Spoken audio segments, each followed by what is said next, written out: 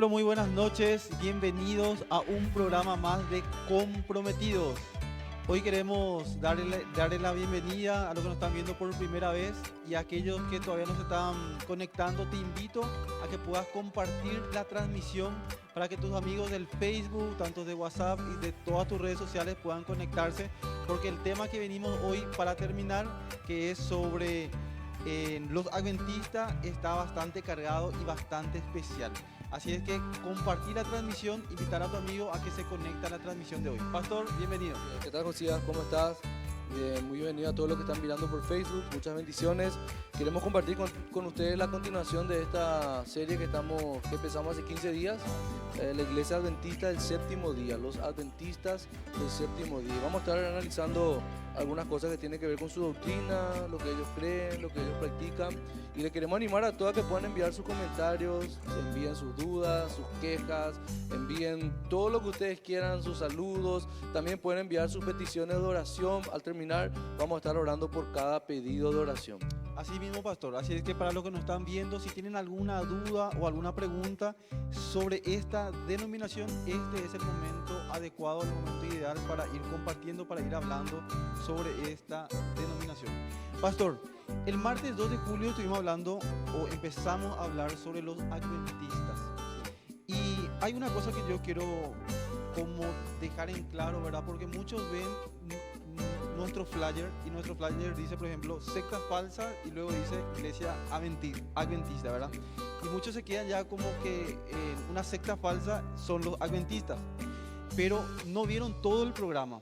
Y durante el desarrollo del programa nosotros estuvimos hablando que una parte de los adventistas ya no se les considera más como una secta falsa. Así mismo. Y hay otra parte que aún siguen arraigados a las doctrinas antiguas y eso sí son una secta falsa. Entonces es por eso importante que no te quedes solamente con el flyer, sino que puedas ver el programa, es ver completo el programa, porque durante el desarrollo del programa es donde una persona se nutre. Así es, tiene que mirar, porque como explicamos, ¿verdad? A muchos teólogos evangélicos hoy en día ya no le catalogan a la iglesia adventista como una secta, porque ellos han ido cambiando también lo que es su doctrina, ¿me entienden? Entonces hemos estado explicando justamente que muchos de ellos han salido, porque anteriormente cuando se creó recién esta corriente, esta secta, porque al principio sí era una secta, ¿verdad? Porque catalogaban como una secta perfectamente, ya que ellos se basaban en los escritos de Elena de White, como que tenía el mismo peso que la Biblia, ¿verdad? El mismo peso. Y ellos, por ejemplo, han cambiado, ¿verdad? Muchos han dejado de lado las enseñanzas de Elena de White y comienzan a centrarse más en la Biblia. Y también al comienzo ellos catalogaban a los que guardan el domingo como satánicos. Y los que no guardaban el sábado eran sellados por la marca de la bestia. Así, a ese punto llegaban, ¿verdad? Entonces, para entender bien esta serie del cual nosotros estamos haciendo, que son las sectas falsas, para entenderlo bien, primero tiene que ver el primer programa que tuvimos ya hace un mes, que fue sobre la secta, o sea, cómo identificar una secta. ¿Qué es una secta? Entonces, cuando ustedes ven qué es una secta, cuáles son las características de la secta, y mientras nosotros vamos hablando de las diferentes denominaciones, ustedes van a poder decir, esto sí es una secta, esto no es una secta. Y habíamos hecho también la diferenciación entre lo que es una religión y lo que es una secta, ¿verdad?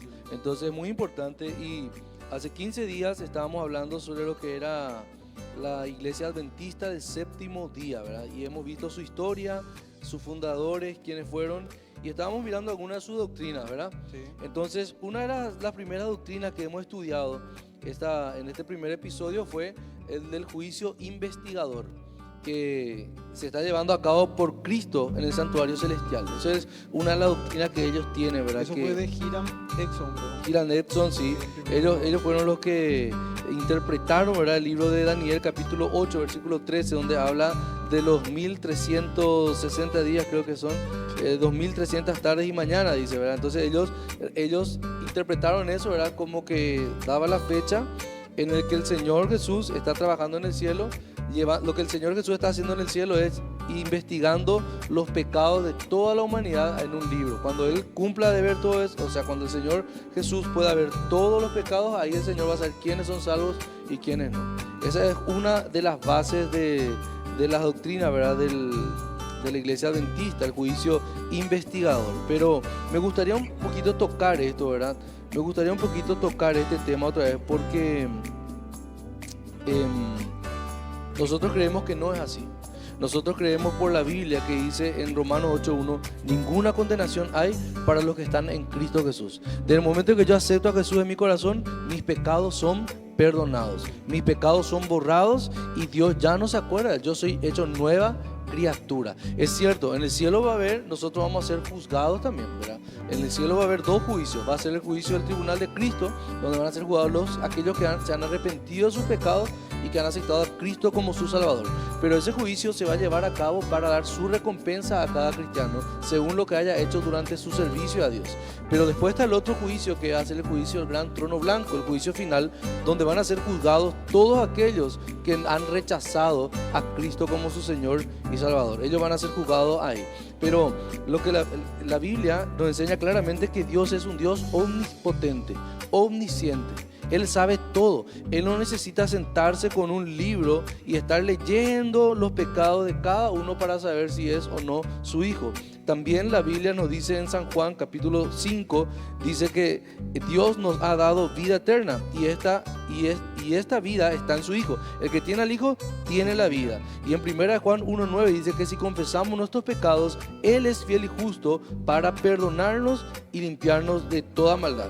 Y cuando Jesús murió en la cruz, Jesús dijo una palabra clave. Él dijo, consumado es. Es decir, cuando Él murió en la cruz, Él pagó todos nuestros pecados. No se necesita cierta cantidad de años donde Él está escudriñando un libro a ver si es que nosotros vamos a ser salvos, ¿verdad? Eso es muy importante poder comprender también. Es algo extraño, ¿verdad?, que Jesús tenga que estar consultando durante más de 150 años a fin de conocer la conducta de los creyentes. La Biblia dice que Él conoce a los suyos. Él conoce a los suyos. Él es omnisciente. Sí. Ahora, los cristianos vamos a ser juzgados en el tribunal de Cristo. Y vamos a ser juzgados por la obra que hicimos en el servicio a Dios. No somos salvos por obras. Eso es muy claro que podamos entender. Nosotros no somos salvos por obras. Pero nuestra salvación se deja ver por las obras que hacemos. Entonces el Señor nos va a juzgar en el tribunal de Cristo por lo que nosotros hayamos hecho en nuestro servicio al Señor. Ahí el Señor va a probar la calidad de nuestro servicio. Va a probar qué tan sincero fue nuestro servicio, nuestro amor a Él. Pero va a ser un juicio para recompensa. Y también hablamos ese martes de que lo que hace, o sea, de que no cumplimos la ley para ser salvos. Así mismo. Que cumplimos la ley porque ya somos salvos. Porque ya somos salvos, así mismo. Me gustaría ver si están conectados la gente de sociedad. Sí, pastor, eso es lo que te quería comentar. Están conectados en gran parte de los equipos, equipo rojo, equipo blanco y algunos hermanos más. Y están atentos. También los estudiantes de la escuela bíblica tienen que conectarse y comentar. Este es el momento para hacer sus preguntas, porque así como dije yo la vez pasada, ¿verdad?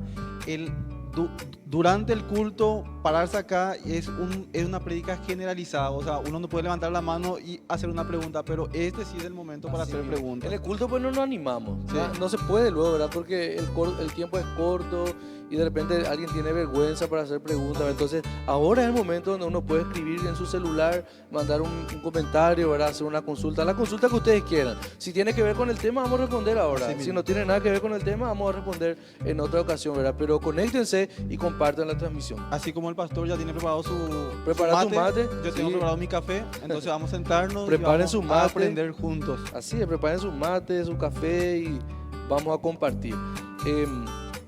La idea también de que es obligatorio observar el séptimo día de la semana como el día de reposo. Por eso a esta secta se le conoce como los adventistas del séptimo día, porque ellos guardan el séptimo día como algo que es sagrado. Es como que ellos adoran el séptimo día. Para ellos es lo más sagrado que hay. Y me gustaría también estudiar eso. ¿Por qué ellos guardan el séptimo día? Según los adventistas, el séptimo día es pecado observar el día de descanso en cualquier otro día de la semana.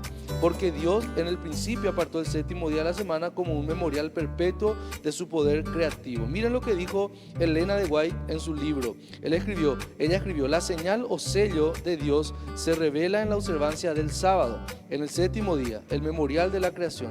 La marca de la bestia es lo opuesto a esto. La observancia, por eso ellos le catalogaban de anticristo, satánico, aquellos que guardaban el día domingo. Para ellos era el sábado. ¿Y en qué ella se basa para decir esto? ella se basa en una visión que ella recibió. Ella dice, ¿verdad?, que ella vio una visión del santuario celestial y dice que Jesús levantó la tapa del arca. Porque recuerden que en el lugar, en el santuario estaba el lugar santo, el lugar santísimo. Sí. En el lugar santísimo estaba el arca del pacto. Bueno, y ella dice que ella vio en su visión que Jesús levantó la tapa del arca y Dios le mostró las tablas de la ley que estaban ahí, los 10 mandamientos, y ella vio que en la tabla, dice, resaltaba, había como una aureola de luz sobre el cuarto mandamiento que hablaba de consagrar el día sábado, santificar el día sábado a Dios. Esa fue una visión que ella vio. Ahora, uno puede decir, por eso el tema de las visiones de Josías, habíamos hablado la vez pasada y también comparto con lo que están escuchando y mirando, ¿verdad? El tema de las visiones es algo que yo tengo que tomarlo con mucha pinza y tengo que ser muy cuidadoso, porque yo también puedo decir, tuve una visión y yo vi que Dios me dijo que guardemos el domingo, ¿verdad? Y es muy subjetivo. O sea, no es algo que, por eso nuestra base siempre tiene que ser lo que dice la palabra, porque así como ella salió y dijo, a mí Dios, Jesús me mostró que el cuarto mandamiento, guardar el día sábado, ese es lo más importante de los 10 mandamientos. Jesús después, ¿qué dijo? Jesús dijo otra cosa. Jesús dijo, los 10 mandamientos se resumen en dos. Amarás a Dios y amarás a tu prójimo. En ninguna parte de la Biblia vemos nosotros que esto, por ejemplo, haya resaltado diciéndolo, los apóstoles hayan dicho, el sábado es el más importante mandamiento. En ninguna parte. Solamente ella dijo que vio. ¿Y quién más corrobora que ella vio esa visión? ¿Quién más? Absolutamente nadie, solamente ella. Ella a lo mejor en su trance, en su momento de meditación. Y recuerden que Satanás se disfraza como ángel de luz. El diablo es muy astuto. Si el diablo viene con cuernos como un monstruo y con cola larga y con un tridente en su mano, cualquiera va a salir corriendo y no va. El diablo nunca se va a presentar así. El diablo siempre se presenta como un ángel de luz. Es más, cuando se le presentó a Eva, el fruto que le presentó era agradable a los ojos. Agradable a los ojos. Así mismo. Entonces, el diablo siempre va a tentarnos con algo agradable.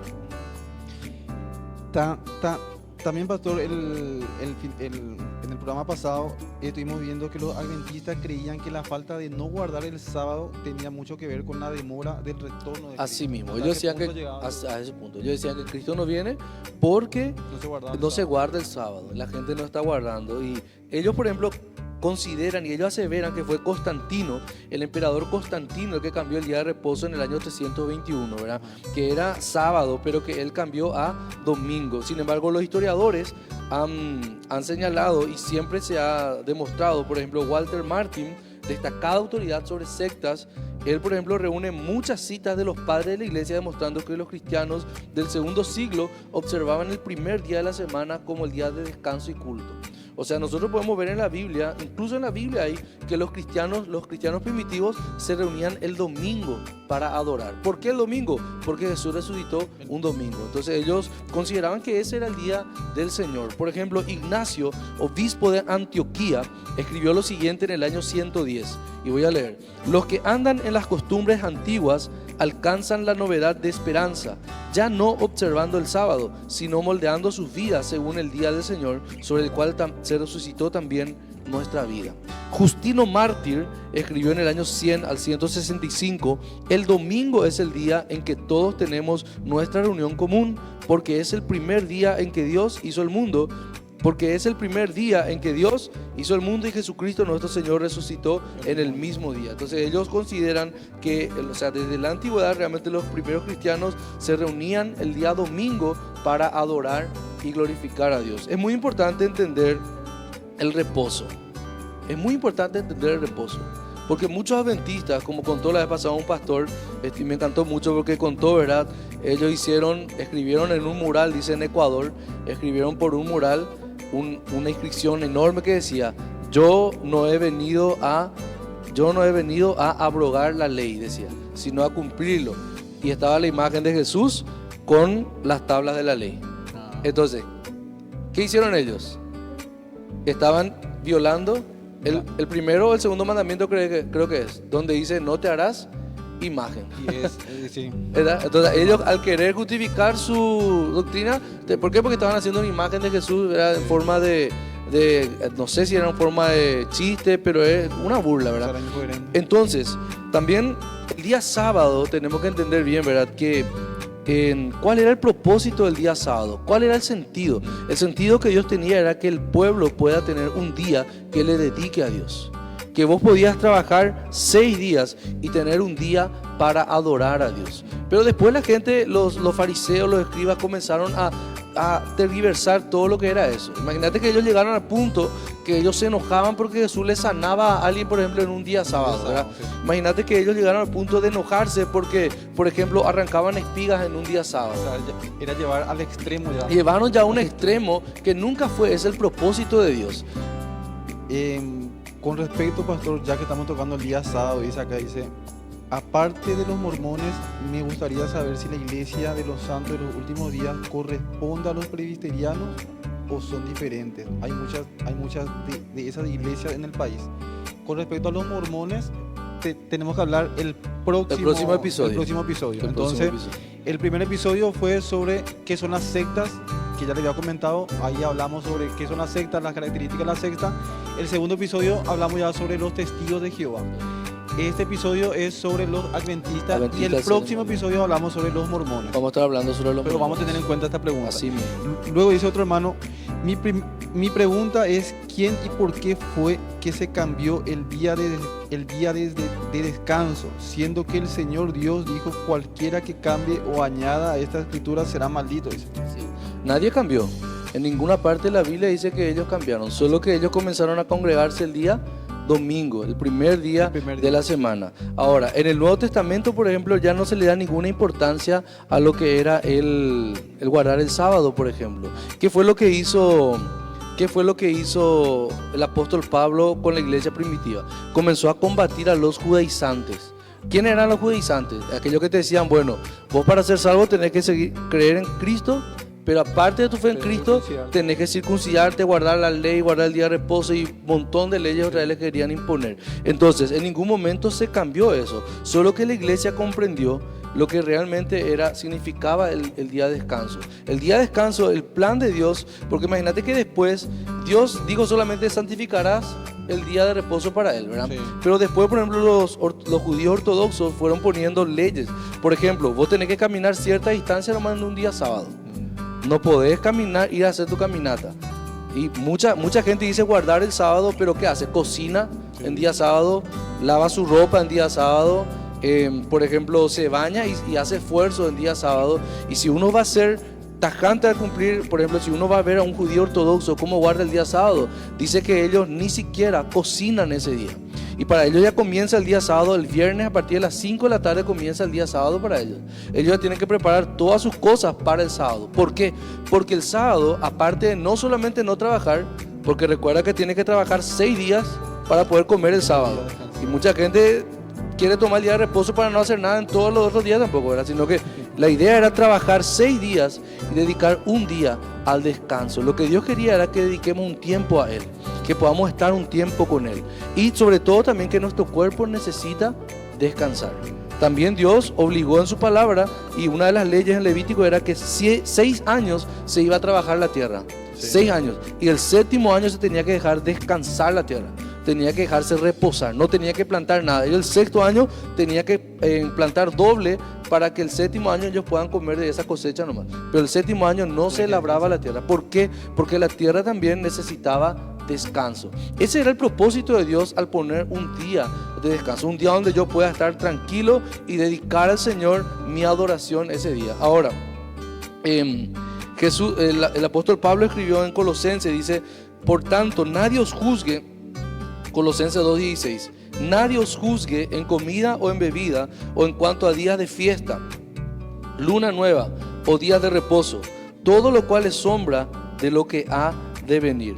En ningún lugar del Nuevo Testamento, ni Jesús ni los apóstoles repiten este precepto, aunque sí enseña muchas veces los otros 9 mandamientos, ¿verdad? Jesús dijo en su palabra, yo no he venido a abrogar la ley, él vino a cumplir la ley. Pero vemos que Jesús también hizo ciertas cosas que estaban prohibidas hacer en un día sábado. Por ejemplo, sanó. Por ejemplo, recogieron espigas en día sábado, cosa que estaba totalmente prohibido. Obviamente, la visión de la señora de White, en la cual vio que el 4º mandamiento fue el más importante, no armoniza con la enseñanza del Nuevo Testamento. No tiene absolutamente nada que ver con la enseñanza del Nuevo Testamento. Por eso es que nosotros decimos siempre, nuestra autoridad tiene que ser la Biblia. El guardar los días de reposo es más un asunto de conciencia que una ley moral. ¿Qué dice Romanos 14:5? Dice, uno hace diferencia entre día y día, otro juzga iguales todos los días. Cada uno esté plenamente convencido en su propia mente. Nosotros no le podemos condenar a alguien que guarda el día sábado, por ejemplo, pero que guarde correctamente. Pues mucha gente dice, yo guardo el día sábado, pero no se congrega, no ora, no busca a Dios. Entonces, el cristiano ya no guarda solamente el sábado, porque el reposo consistía en un tiempo de adoración a Dios, de devoción a Dios. El cristiano puede guardar el domingo, puede guardar el lunes. Si a vos te toca, por ejemplo, descansar el martes, ese puede ser tu día de reposo. Si vos trabajás en un supermercado todos los días y te dan libre miércoles, ese miércoles puede ser tu día de reposo, donde vos dedicás tiempo a tu cuerpo, vos le dedicás tiempo a tu familia, vos compartís con tu familia y tenés un tiempo también de devoción a Dios. Te congregás si es que tienes culto los miércoles y dedicás ese día al Señor, consagrás ese día al Señor. Ahora, si alguien guarda el sábado, perfecto. Si vos trabajás de lunes a viernes y tenés libre los sábados, dedicale ese tiempo a descansar. Entonces, congregate, a adorarle al Señor y servir al Señor. Ese era el punto central de guardar el día de reposo, porque en ninguna parte, imagínate que cuando a Jesús le preguntaron, maestro, ¿cuál es el mandamiento más importante? ¿Qué dijo Jesús? Amarás al Señor tu Dios y a tu prójimo como a ti mismo. como a ti mismo. Entonces, Jesús podía haber dicho también, y guardarás el día sábado, pero no dijo eso. Entonces, ¿en qué ellos basan su doctrina? En lo que vio Elena de White. Ahora, ¿quién más puede certificar que lo que vio Elena de White era algo realmente bíblico? Nadie. ¿Por qué? Porque es algo que solamente a ella vio. Entonces tenemos que tener mucho cuidado. Puesto que Jesús resucitó de entre los muertos el primer día de la semana, la iglesia primitiva lo llamaba el día del Señor. ¿Cuándo? El domingo. El domingo. O sea, imagínense, eso lo hicieron los mismos discípulos judíos. Yo quiero más que piensen, porque recién aquí escribió, ¿verdad? ¿Quién cambió la palabra de Dios? Nadie cambió. Imagínense que ellos tuvieron que salir porque para los judíos el sábado es el día sagrado. Sin embargo, ellos tuvieron que cambiar su día de adoración de sábado a domingo. ¿Y quiénes eran los que hicieron eso? Los mismos judíos. Los mismos judíos. Celebraba el día de reposo y cultos. El Nuevo Testamento hace referencia a esta costumbre. Por ejemplo, en Hechos 20 podemos ver que el primer día de la semana se reunían. Y también que Pablo en 1 Corintios 16:2 dice, cada primer día de la semana, cada uno de vosotros ponga parte según haya prosperado. Ellos se reunían el domingo y juntaban sus ofrendas el domingo, adoraban, celebraban la cena del Señor y oraban unos por otros. Entonces esta es una doctrina también de los adventistas, y cuyo nombre luego lo dice, ¿verdad? Del séptimo día. Ellos guardan el séptimo día como si fuera luego algo, está Dios y después está el séptimo día, el sábado, ¿verdad? Guardan el séptimo día como algo al que adorar, y la Biblia dice que no es así. Así mismo. Otra doctrina también que me gustaría ver si no hay algún comentario, José. No, pastor, pero están conectados, están más de 23 personas conectadas. Excelente. Muy bien, compartan la transmisión, envíen sus comentarios. Hay un comentario, dice. Entonces me tienen que actualizar. Envíen sus comentarios. Ahí está. Comenten. Dice Marco Brites, hola, ¿qué tal hermanos? Bendiciones, está interesante el programa. Ellos se bautizan en el nombre de Jesús nomás, o en el nombre del Padre, Hijo del Espíritu Santo, dice Teodosia Ferreira. Sería bueno un poco investigar eso. Porque en cuanto a los testigos de Jehová, era que vimos que ellos niegan niegan a Jesús. Exacto, niegan luego la exacto, Trinidad. Sí. Estos, los adventistas, creen en Jesús, creen en el Espíritu Santo y creen en Dios. O sea, ese ellos tienen, así como nosotros también, ¿verdad? Pero ellos le dan más énfasis en lo que es el cumplimiento de la ley. Cumplir la ley. Entonces es una buena pregunta para... Sí. Vamos a estar respondiendo eso en el próximo episodio, ¿está bien? Dice, ¿ellos bautizan en el nombre de Jesús nomás o en el nombre del Padre, del Hijo y del Espíritu Santo? Ahí está, si pueden anotarlo de producción, por favor, esa pregunta. Y luego dice, Soriano Jiménez del Valle dice, los adventistas del séptimo día, los adventistas del séptimo día también sostienen firmemente la aniquilación de los malos. Esto es, que los que mueren sin Cristo dejarán al fin de existir y que el castigo que sufrían no será eterno. Pastor, ellos siguen sosteniendo esa doctrina. Eso justamente ahora vamos a tocar, esa doctrina. Y ellos sí sostienen esta doctrina, que si nosotros estudiamos lo que vimos la vez pasada de los testigos de Jehová, es igualito. Recuerden que los testigos de Jehová salieron de esta secta. O sea, la secta de los testigos de Jehová se desprendió de los adventistas. Fue un desprendimiento. De la iglesia adventista. De hecho, Carlos T. Russell escuchó a un predicador adventista y de ahí se formó la iglesia de los testigos de Jehová, la secta de los testigos de Jehová. Vamos a ver esta doctrina muy importante, la acotación de Soriano, ¿verdad? Dice, ellos sostienen el sueño del alma en la muerte. Ellos creen que cuando uno muere está dormido, se queda dormido.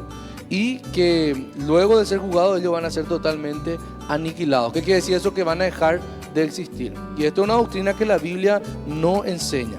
La Biblia no enseña. La Biblia dice que tanto los justos como los impíos van a vivir eternamente. Pero los que han puesto su fe en Cristo van a vivir eternamente en la presencia de Dios. En un lugar donde va a haber, dice, calles de oro, mar de cristal, donde ya no va a haber tristeza, no va a haber enfermedad, no vamos a tener necesidad de luz, porque la gloria de Dios va a brillar, ¿verdad? Sin embargo, los malos, aquellos que han rechazado a Cristo, aquellos que han sido condenados, van a vivir eternamente, pero eternamente en un lugar de tormento. O si no, pues no tiene sentido. Claro. O si no, pues yo puedo vivir mi vida haciendo todo lo que quiero, me doy un tiro a la cabeza y termina todo. Si todo terminara en la muerte nomás. Y también la Biblia dice que está establecido para que el hombre muera una sola vez y después viene el juicio. Después viene el juicio y pasamos a la eternidad. ¿En qué ellos basan su doctrina? Por ejemplo, basan su doctrina en el libro de Salmos, en el libro de Eclesiastés. Y la profetisa habla del destino de los impíos y de Satanás mismo. Dice, los impíos reciben su recompensa en la tierra, serán estopa y aquel día vendrá y los abrazará, ha dicho Jehová de los ejércitos. Su castigo, el de Satanás, debe ser mucho mayor que el de aquellos a quienes engañó. En las llamas purificadoras, el fin del mundo, quedan por fin destruidos los impíos y raíz y rama. Satanás, la raíz y sus secuaces, ¿verdad? La justicia, la exigencia de la justicia han sido satisfechas. Ningún infierno que arda eternamente recordará a los redimidos las terribles consecuencias del pecado. Es interesante notar que la señora de White cita principalmente libros del Antiguo Testamento como Salmos y Eclesiastés para sustentar la doctrina del sueño del alma. Pero uno tiene que entender, y nosotros ponemos en práctica lo que es la regla de la hermenéutica. Uno no puede interpretar el Antiguo Testamento quitando el lado del Nuevo Testamento. Uno tiene que interpretar el Antiguo Testamento a la luz del Nuevo Testamento. Y los principios de la hermenéutica, eso es lo que dice, ¿verdad? El libro de Eclesiastés no es un libro de doctrina. El libro de Eclesiastés fue escrito por el rey Salomón.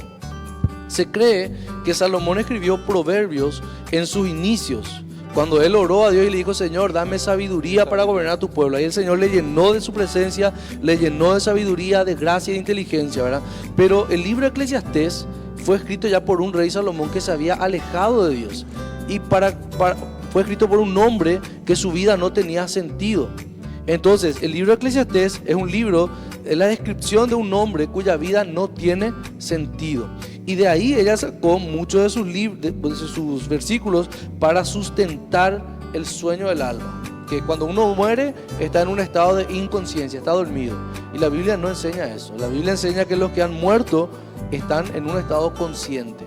Los que han muerto con Cristo están ya en un lugar de descanso llamado el paraíso. Están conscientes, plenamente conscientes de su estado. Saben que murieron, saben que les espera ya el cielo, saben que van a ir a un lugar de paz y van a ir a la presencia de Dios eternamente.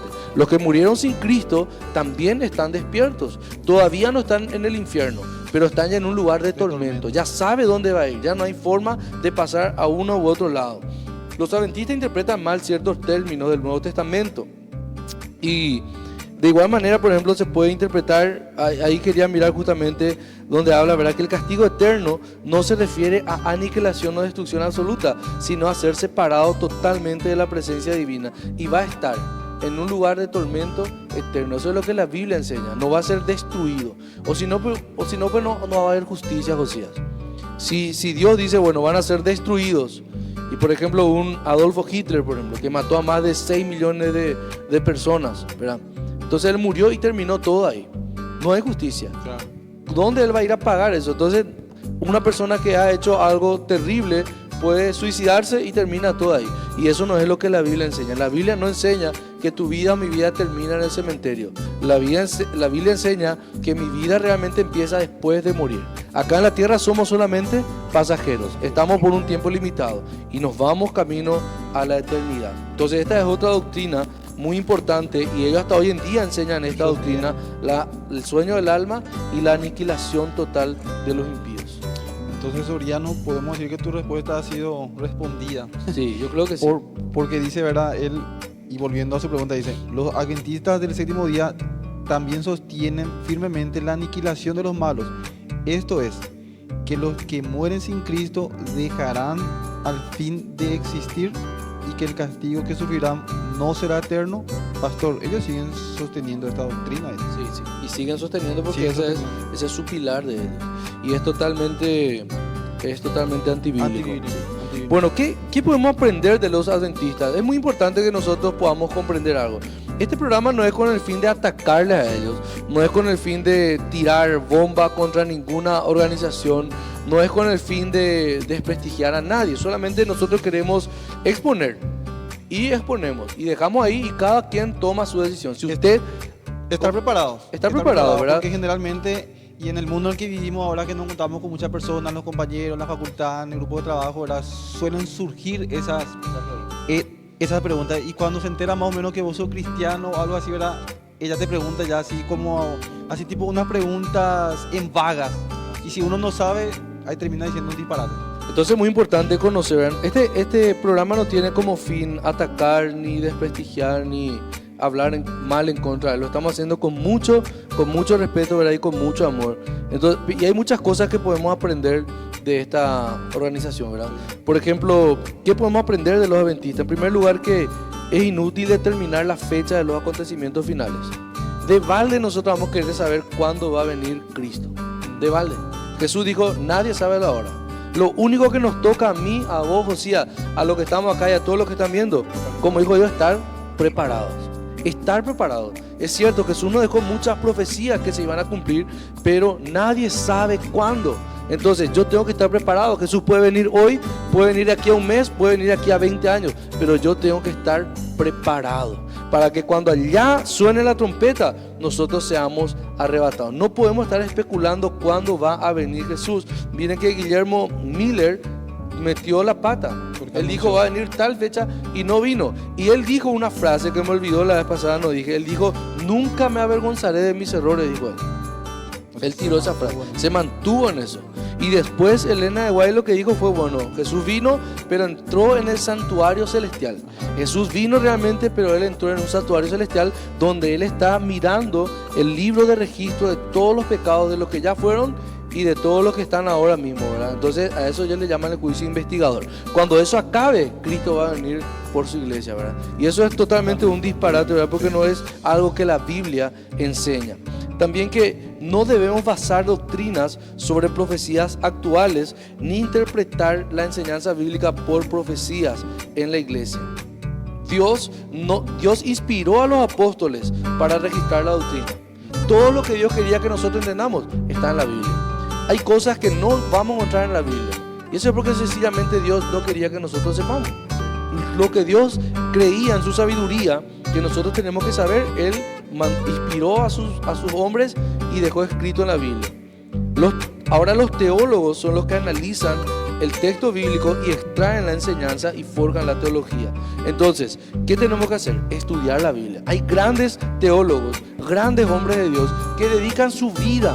Imagínate, yo te estoy hablando de hombres que dedicaron 40 años de su vida a estudiar la palabra de Dios, a estudiar la profecía, y nunca se animaron a decir, esta es la verdad absoluta, nunca. Sin embargo, como vimos, ¿verdad? La mayoría de los inventores de esta secta lo que hacen, le dicen, yo recibí una revelación y esta es la verdad a partir de ahora, y desvían totalmente.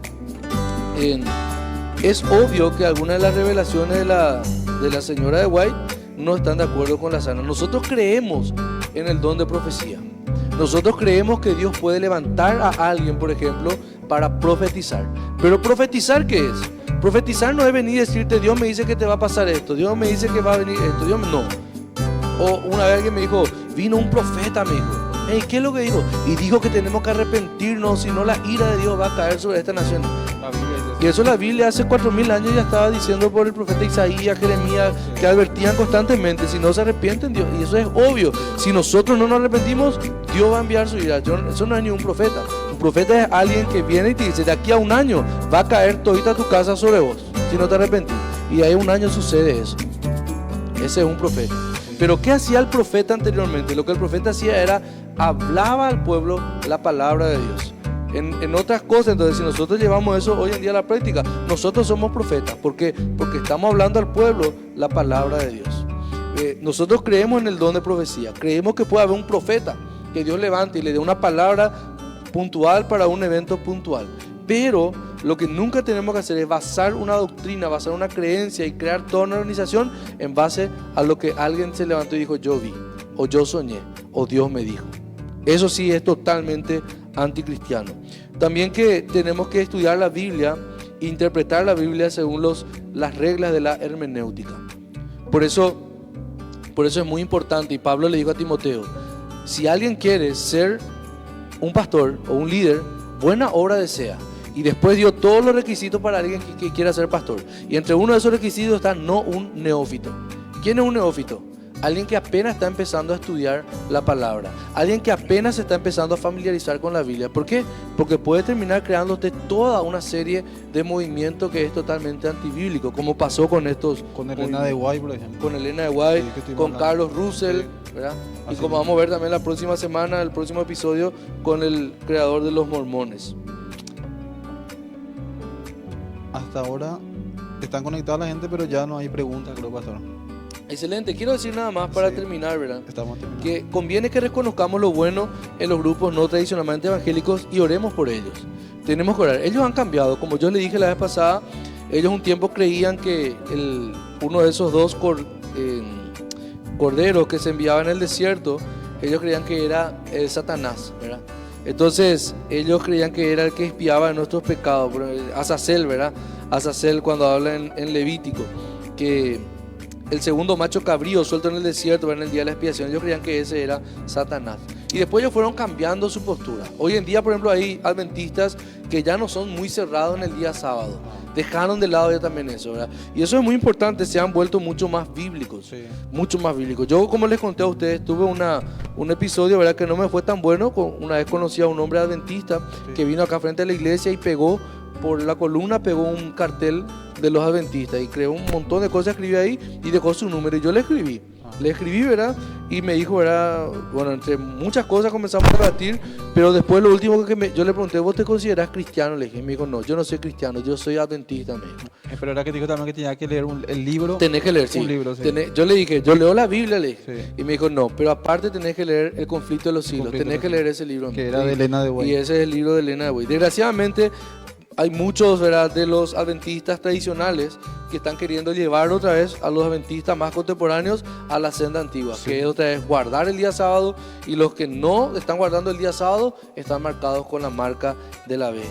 Sí, es por eso, ¿verdad?, que al comienzo del programa, pastor, lo que yo quería destacar, ¿verdad?, es que en nuestro flyer dice sectas falsas adventistas, ¿verdad? Pero tienes que ver todo el programa porque durante el desarrollo explicamos, ¿verdad?, que una parte se sigue manteniendo en esa doctrina firme, ¿verdad?, de sus fundadores, y de sus fundadores sí realmente es una secta. Sí. Pero hay otra parte ya que se está Más contemporánea. más contemporánea, que está volviendo, Que es más bíblico. es más bíblico, Sí. exacto, Por eso muchos de los teólogos ya no le consideran una secta. una secta. Ya le consideran también una ramificación de la iglesia evangélica, pero una denominación diferente. Así mismo. Pastor, ya que tocaste el tema de la profecía, acá ya hay un comentario, dice, la vez pasada le alcé a un pasajero y me dijo que hay un profeta que Dios envió y que tiene 96 años. Automáticamente me pregunta si creo en los profetas y mi respuesta le enoja mucho. Le respondí que falsos profetas lo que hay, y lo que sí hay mensajeros. O sea, que hay falsos profetas y lo que sí hay son mensajeros. Mensajeros, sí. Porque el rol del profeta en el Antiguo Testamento era advertir lo que iba a pasar.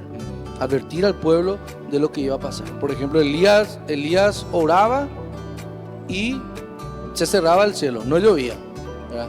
Y por ejemplo, decía, por ejemplo, va a pasar tal cosa y pasaba. No va a pasar un año y pasaba. Hoy en día mucha gente dice profeta. ¿Por qué? Porque yo me fui y me dijo todo lo que yo hice. Y mira que el diablo también sabe todo tu pasado. Todo, sí. Lo que el diablo no sabe es tu presente, o sea, tu futuro. Entonces, mucha gente se queda impactada porque dice, un profeta vino y me dijo todo lo que yo hice, pero no te dijo lo que te va a pasar. En el libro de Hechos también, pastor, hay un pasaje donde los apóstoles entran y reprenden al espíritu de adivinación que tenía una persona. Adivinación. De adivinación. Sí. Y eso también es lo que sucede mucho Claro, hoy en día. El espíritu claro. de adivinación. ¿Sabes por qué, José? Porque el diablo sabe tu pasado. Exacto. El diablo puede agarrar a un brujo y viene y se para en tu cara y te dice, vos hiciste esto, a vos te pasó esto. Porque el diablo sabe todo tu pasado. El diablo sabe de dónde el Señor te sacó. ¿Entendés? Lo que el diablo nunca va a saber es tu futuro. Entonces, ahí es donde nosotros no nos tiene que impactar que alguien nos diga todo lo que nos pasó. Sí. Porque eso hasta el diablo sabe. Lo que a nosotros nos tiene que impactar es alguien que nos diga hacia dónde tenemos que ir. Y eso es lo que hace un profeta. Te advierte hacia dónde vos tenés que ir. Pero siempre tiene que estar otra vez comprobado. En la palabra. Tiene que tener sustento Sustento bíblico. en la palabra. Así mismo. Y bueno, pastor, nosotros llegamos a nuestra hora final. Qué rápido pasa la hora. Demasiado rápido. Rapidísimo. La verdad que demasiado rápido, tomando el café y el mate y ustedes ahí acompañándonos. Y la verdad que fue bastante enriquecedor este tramo final de los adventistas, que tuvimos que partirlo en 2 programas. También esta semana ya va a estar disponible en YouTube, ya las 2 programaciones, porque el primero ya está, que fue sobre los testigos de Jehová. Ahora esta semana vamos a alzar sobre los adventistas los 2 episodios, entonces también puede ir al canal de la iglesia de YouTube para poder... ¿Cómo para estamos en poder ver. YouTube, José? Iglesia Canaán estamos. Iglesia Canaán, no es Iglesia Centro Cristiano, Iglesia Canaán. Muy bien. Iglesia Canaán. En TikTok también estamos como Iglesia Canaán, entonces pueden ver en todas nuestras redes sociales. Y también en mi canal de YouTube yo suelo alzar los videos. Ahí está como Joel Benítez. como Joel Benítez pone en YouTube y le va a salir Perfecto. mi canal.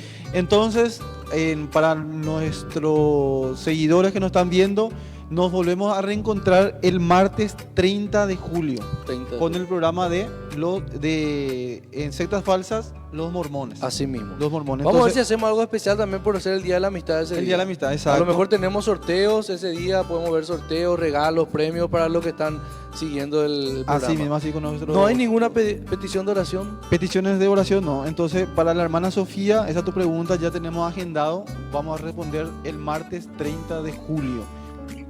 Referente a los mormones. Referente a los Excelente, mormones. excelente. Bueno, Pastor, ¿qué tal si hacemos vamos a orar. una oración? Vamos a orar para poder terminar. Padre Celestial, te damos gracias por este tiempo. Gracias por permitirnos compartir de tu palabra, hablar de ti, Señor. Y oramos por aquellos que están mirando en sus hogares esta programación, si tienen alguna situación difícil, si están pasando por alguna necesidad, si tienen alguna situación que para ellos es imposible. Oro, Señor, que tú puedas obrar de manera sobrenatural, Señor. Y si hay alguien que está con una confusión en su corazón, en su interior, Señor, sin saber qué camino seguir o cuál es la verdad, te pido, Señor, que tu Espíritu Santo pueda traer convicción a su vida, convicción a su corazón y paz a su mente, luz a su mente, Señor, en el nombre de Jesús. Y entendemos, Padre, que tú eres el camino, la verdad y la vida. Ponemos nuestra fe en ti, Jesús. Te pedimos perdón por todos nuestros pecados y te pedimos, Señor, que nos hagas tu Hijo. En el nombre de Jesús. Amén y amén. Dios le Pastor, bendiga. gracias por estar un día más con nosotros. Gracias a ustedes, Josías. Gracias a los chicos. Nos vemos dentro de 15 días. Gracias por acompañarnos en Comprometidos. Dios le Nos vemos bendiga. el martes. Chao, chao.